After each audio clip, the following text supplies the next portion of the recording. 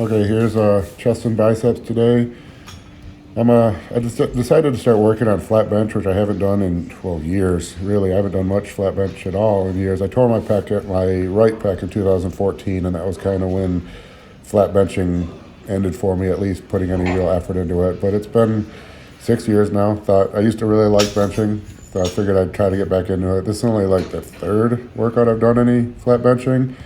So the weights aren't really impressive, but the goals today were just 315 for an easy 10, and then 365 for 4. I had more reps in me, but especially since I'm still dealing with that quad, and I tore my pec years ago, even though I could push faster, I'm going to just stick with my rep goals, call it a win, and move on from there. I figure progress is progress.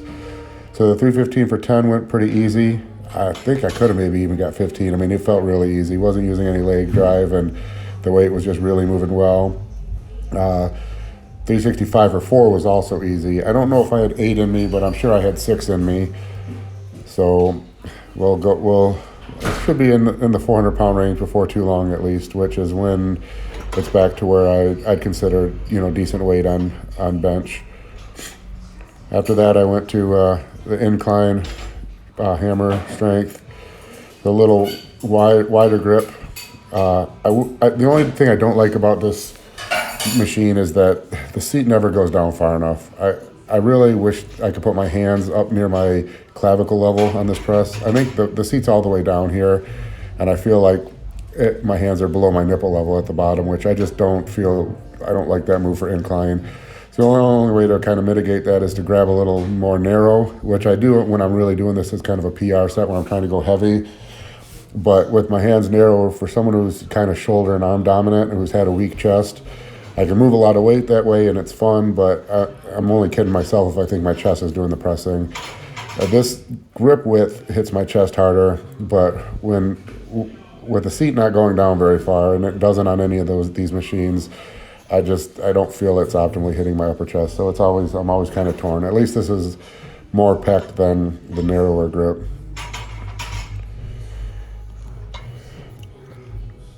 And so we did one warm-up set and then 2 heavier sets here.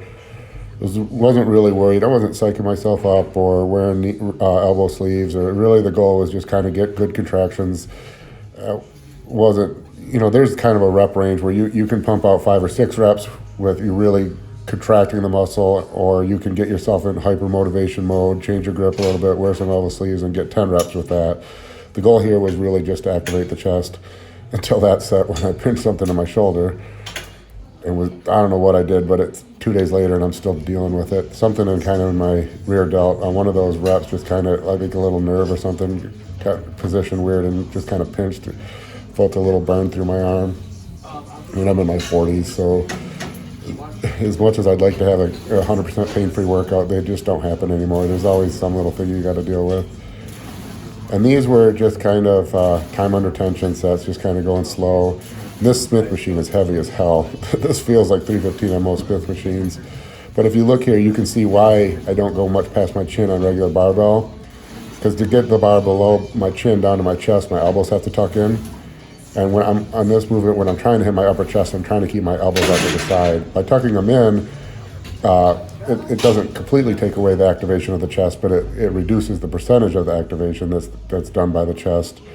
And so I get comments on most of my incline press videos asking why I don't go all the way to my chest, and that's the reason. I don't have the flexibility to bring it all the way into my chest with my elbows out. The only way to get the bar to my chest is to tuck my elbows in, which, like I said, doesn't mean my chest isn't doing any of the work, but it involves more shoulders at that point. And as someone who's really shoulder dominant, which you can see here, my right shoulder compared to my chest, there's a clear difference in size. With someone who's shoulder dominant, I'm always trying to reduce the shoulder involvement as much as possible in the chest movements.